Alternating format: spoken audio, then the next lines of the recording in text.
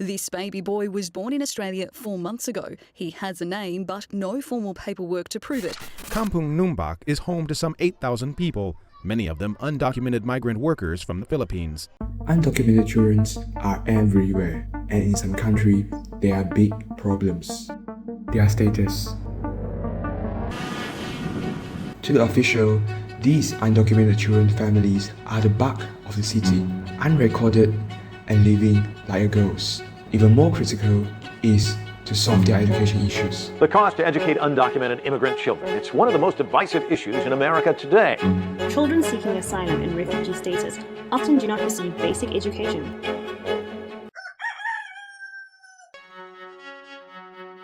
In Malaysia, an estimated 41,000 undocumented children registered in UNHCR record.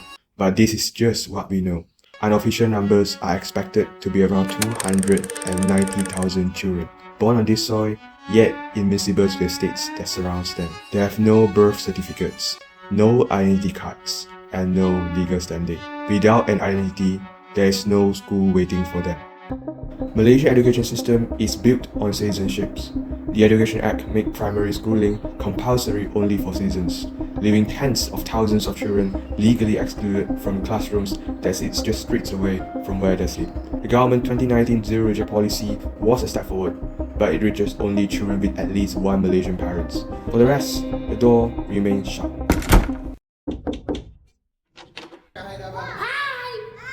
As a team, we have set sight on SDG 4 Quality Education that aims to provide inclusive and equitable education opportunities for all.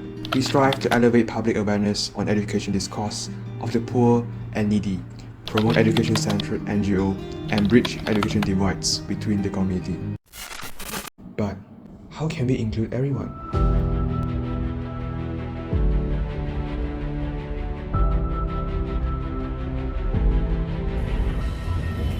The policy dismisses the undocumented, but these children don't just disappear.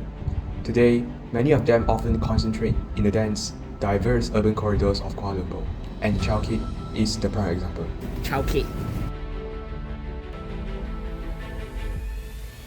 Just 2 kilometers away from KLCC, the disparity of Kuala Lumpur is laid bare here. A district housing many of Malaysian 2.1 to 3.5 million migrant workers and thousands of undocumented children living in a state of urban limbo. This area has become the epicenter for alternative learning centers, ALCs, informal sanctuaries of knowledge that bypass the mainstream education platform. Among them, Buku Jalanan Chow Kit has established itself as a cornerstone to empower these underserved communities by providing equal education access for the underprivileged children.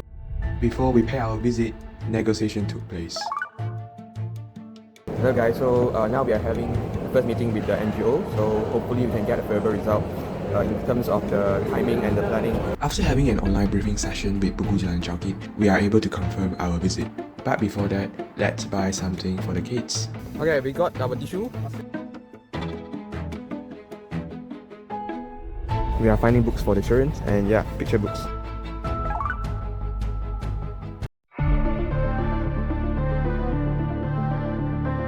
After 40 minutes of travel, we finally arrived.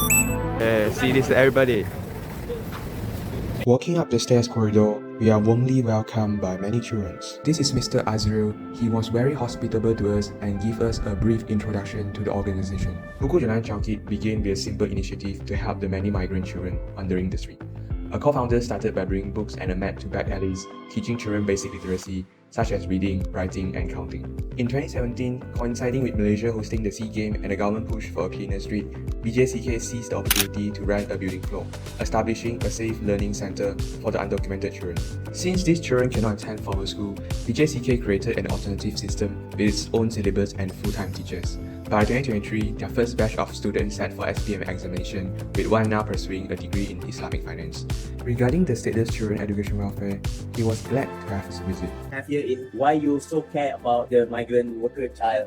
So these are very things that very common we have here. If you love this migrant worker child, just take back home lah. Don't do this. You're wasting the public money on this. Yeah. So this is the thing lah. So that's why I'm very happy when we have visit from the university student, because I know university student is someone with a good intellectual and good point of view to see this issue. Next, Mr. Azrul guided us to tour around the now expanded 3-floor learning compound. First level, where the students will have assembly, will do their lunch here. The first layer serves as a multi-purpose hall and the central kitchen. Every day, approximately 100 nutritious meals are prepared here. BJCK actively encourage healthy eating habits to counter children's tendency to consume snacks and sweets. Occasionally, teachers will use this space to conduct class. The children are also responsible for keeping the premises clean, which includes mopping the floor and cleaning the toilet daily. Okay, so this is the second level, where this level most of it classroom and staff room. The second floor is a dedicated learning section for lower primary students. BJCK implements project-based learning which integrates a specific theme throughout various subjects, such as the playground theme shown on the mural. This floor also has a mini library for children to stock their favorite reading materials. So this is a mini library for the lower primary. Due to the lack of outdoor field space, this level also provides the only available area for children to play. Before heading to the third floor, we had shared some lovely moments with the children.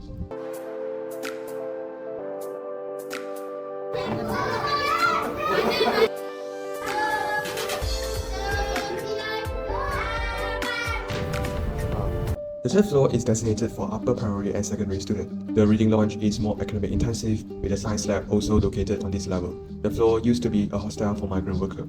Their home consists of incredibly small spaces divided by partitions, which are still visible today. Until now, this remains the living reality of many undocumented children. Mr. Azrul then led us to the rooftop of the building. Inside is the great view of Kuala Lumpur. What stunned us the most is the stark disparity of Kuala Lumpur we hardly perceive. So during the Friday night, especially on weekend, there will be a lot of people gather there, waiting for food, waiting for necessity. When our kids walk here or go home, they can really see someone taking drug here. On the skyline, there are multi-billion-dollar skyscrapers all over the place. Below the skyscraper, there are drug dens, people waiting for diapers, and an education crisis for the undocumented. Finally, in order to learn more about BJCK motive and initiative, we had an interview with Mr. Afiq Rosli. In Buku Jalanan Chow Kit, our audience always are the children of Chow Kit lah. And they are actually living in Chow Kit, where Chow Kit is never meant to be a residential area. Chow Kit is always meant to be a business area. But there are children here. The cycle of poverty in Chow Kit will always cycling. So we believe that through education, the cycle of poverty can be broken. But one of the pillars that we also in Buku Jalanan Chow Kit put into the family welfare, because we believe children needs a very good safety net so that they can grow more gracefully and to the full potential of their life. When we started, there were a lot of children who cannot even read. But along the way, many children improving, they can read. When one child can even read, that is actually one of the biggest achievement that we feel. And we have also a children. He is currently 21 years old. He met us when he was 10 years old. 10, 11 years old. He was working at the Chow Kit market, selling fruits, helping his parents at the market.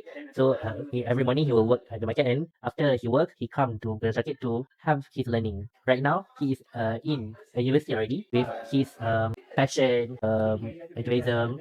We support him, and when he sit for SPM in 2023, he scored 4 IFOBs. That was very emotional feeling during his result coming out. With his result, yeah, we managed to get him into UC. When we say about memanusiakan manusia, we want the children to live like a manusia, like a human being. And with that, we really believe that every human being have the right to the access to a proper and good quality education. So that's why Buku Jalanan Chow Kit exists actually. We really believe every children, regardless of their background, have the right to education, just like any other human. So this is why Buku Jalanan Chow Kit always keep doing the work to make sure that every children can get all those basic needs of a human being. The main challenges that we actually face is more about funding. So we like you see, Buku Jalanan Chow Kit currently we have teachers, we have management staff, we have kitchen helpers, we have janitor, and all these components are really important to make sure the building, the environment, the school, the continuation of the education of the children is fulfilled.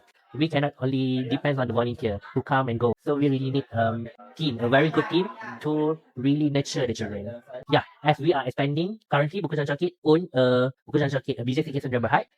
They are a restaurant fully owned by Buku Jalanan Chow Kit. So we also create this sustainability plan to sustain Buku Jalanan Chow Kit.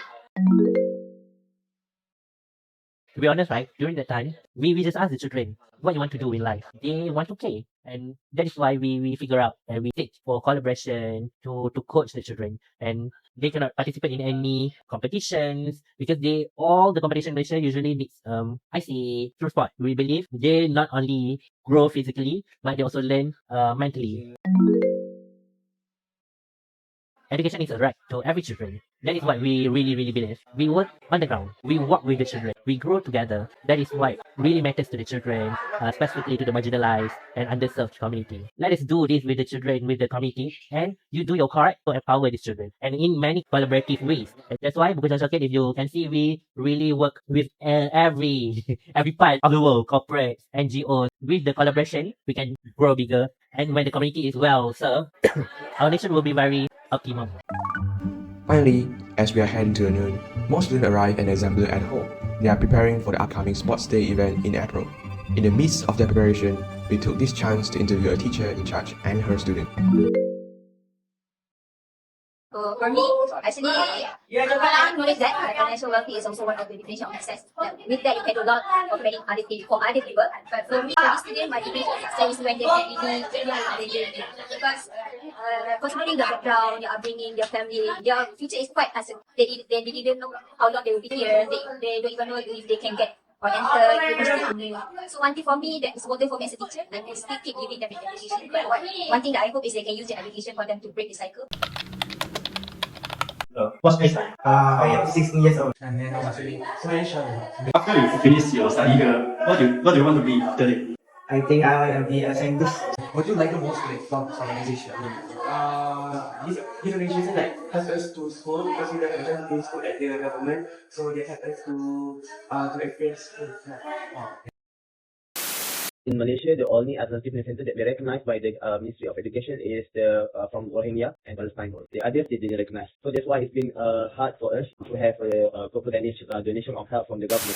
Unrecognized by the Minister of Education, NGO like Buku Jalanan Chow Kit exists in the legal shadow. While the street teach survival, these classrooms teach them to dream. It is a quiet rebellion against poverty, a place where children without an identity finally earns the right to build one. The child potential doesn't expire, but without us, it fades away. They are ready to write their next chapter. Are you willing to be a part of it? Education isn't a privilege, it is where their future begins.